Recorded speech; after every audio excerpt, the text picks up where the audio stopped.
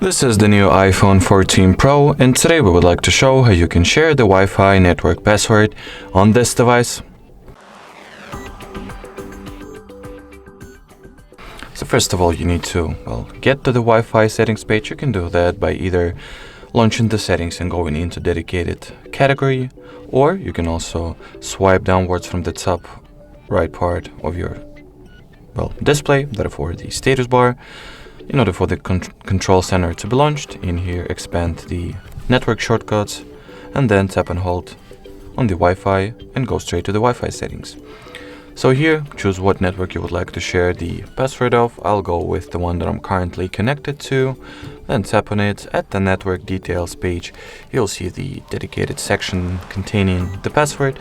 So in here you want to tap on it, scan your face with the Face ID, and as you will see,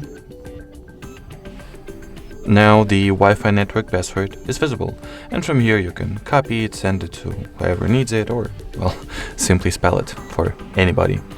Alrighty, so that will be it for this video. Thank you so much for watching, and bye bye.